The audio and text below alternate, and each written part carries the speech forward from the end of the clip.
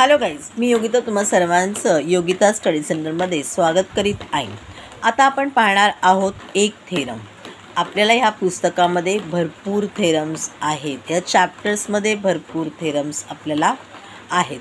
सगळे थेरम्स आपल्याला पाठ करायचे आहेत, कारण का आपल्याला प्रश्नाचं उत्तर लिहिताना थेरमचा आधार घेऊन ते दाखवायचे आहेत. मग कोणता थेरम लागणार आहे, आपला कोणता थेरम लिहावा लागणार आहे हे विचार करून आपल्याला लिहायचं. त्यामुळे आपल्याला थेरम माहिती पाहिजेत, तरच आपण प्रश्नाचं उत्तर लिहू शकू, तरच आपल्याला जॉमेट्रीमध्ये पूर्ण मार्क मिळू शकतील. जॉमेट्रीमध्ये काय किंवा अल्जेब्रामध्ये काय, आपल्याला पूर्ण मार्क मिळण्याची हमी असते. स्कोरिंग सब्जेक्ट आहे, फक्त त्याचे जे बेसिस आहेत म्हणजे फॉर्म्युलाज आहेत, थेरम्स आहेत, ते तुमचे व्यवस्थित पाठ असले पाहिजेत. मी तुमच्यासाठी हे सगळे थेरम्स वेगवेगळे जे आहेत ते एकत्र एकाच ठिकाणी करून एक प्लेलिस्ट बनवून तुमच्यासाठी राखणार आहे. बघूया आपण आता थेरम जो आहे तो काय आहे. ह्याला म्हणणार आहोत आपण बेसिक प्रपोर्शनॅलिटी थेरम. तुम्हाला हवं असेल तर तुम्ही हे पूर्ण नावसुद्धा लिहू शकता, म्हणजे ते थेरमचं नाव दिलेलं आहे ते. पण जरी का तुम्ही बेसिक प्रपोर्शनॅलिटी थेरम लिहिला तरीसुद्धा चालणार आहे. काय आहे तो थेरम बघूया आपण. If a line parallel to a side of a triangle intersects the remaining sides in two distinct points then the line divides the sides in the same proportion.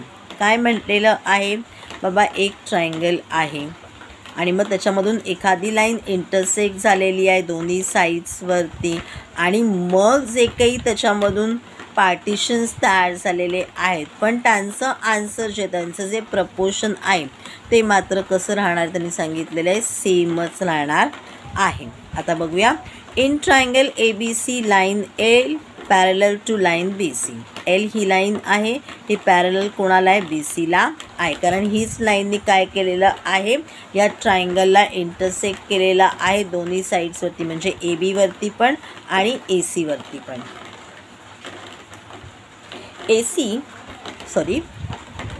In triangle ABC, line L parallel to line BC and line L intersects AB and AC in point P and Q respectively.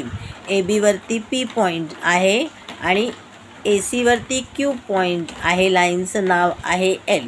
To prove AP upon PB equal to AQ upon QC, म्हणजे AP PB आणि AQ QC. Construction काय करायचं आहे, draw segment PC and segment BQ. PC BQ म्हणजे काय करायचं आहे, आपल्याला एक्झॅक्टली अपोजिट साईडच्या वर्टेक्सला जो आहे तो मॅच करायचा आहे, तिथे आपल्याला लाईन कन्स्ट्रक्ट करायची आहे. Proof. Triangle APQ and triangle PQB have equal heights. APQ and PQB have equal heights. Height काय आहे त्याची, PQI. बघूया आपण हाईट आता आपल्याला कशी दिसते आहे. ओके, आता ही APQ, ह्याची हाईट ही, आणि बेस AP किंवा तुम्ही बेस AQ असं काहीही पकडू शकता.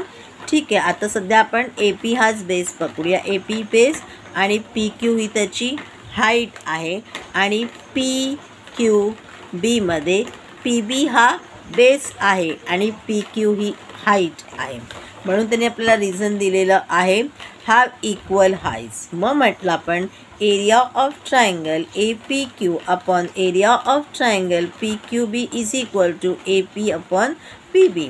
जे हाईट सेम आहे ते आपल्याला हाईट लिहायची गरज नाही आहे, आपण फक्त त्याचे काय लिहिले, बेसिस लिहिले, आणि मग त्याला आपण काय दिला, नंबर 1 दिलेला आहे. त्याच्यासमोर आपण त्याचं रिझन दिलेलं आहे, areas proportionate to basis.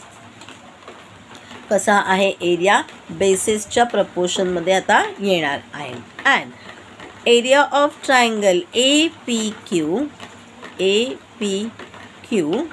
Upon PQC. आता बघूया, इथे आपण पुन्हा परत हाईट सेम येणार आहे आपली PQ APQ मध्ये PQ हाईट आणि तुमची AQ बेस आणि ह्याच्यामध्ये PQC मध्ये PQ हाईट आणि QC आपला बेस आहे. ह्याच्यामध्ये सुद्धा आपल्याला हाईट सेम आलेली आहे, बेस वेगवेगळे आलेले आहेत. मग आपण लिहून घेतलेलं आहे त्या हिशोबानेच त्या ह्यानी की बाबा area of triangle APQ upon area of triangle PQC is equal to AQ upon QC.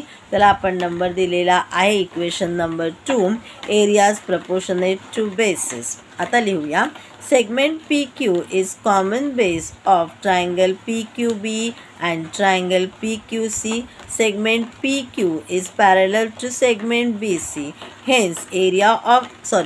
Hence triangle PQB and triangle PQC have equal heights.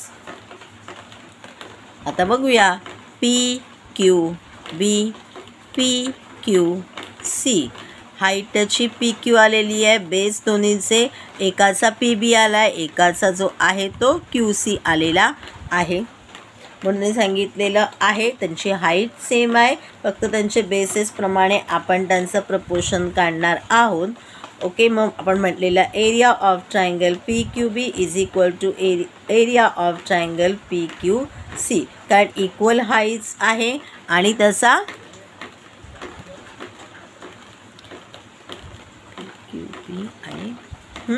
पण त्यांनी काय सांगितलेलं आहे त्याच्याबरोबर की PQ पॅरलल टू BC आहे, म्हणजे त्यांच्यामधली जी हाईट आहे ती सुद्धा, म्हणजे बेसेस जे त्यांचे आहेत ते सुद्धा इक्वल आहे. आपण पॅरलल लाईन केव्हा म्हणतो, त्याच्यामधली हाईट जी आहे ती सारखी येणार आहे तेव्हा आपण त्याला पॅरलल असं म्हणतो. म्हणजेच त्याच्यामुळे काय झालेलं आहे, PB आणि QC हे सुद्धा काय आहेत, सेम आहेत. आणि म्हणून मग त्याचा जो रेशो येणार आहे तो कसा येणार आहे, 1:1 येणार आहे. म्हणून मग ती आपली झाली इक्वेशन नंबर 3. आता आपण काय म्हटलेलं आहे, फ्रॉम 1, 2 and 3 जर का AP upon PB equal to AQ upon QC असं जर का आहे आणि त्याच्याचबरोबर हे सुद्धा दोन्ही प्रपोर्शन जर का सेम आहेत तर बट ऑब्वियसली आपला जो आहे तो AP upon PB equal to AQ upon QC होऊन जाईल.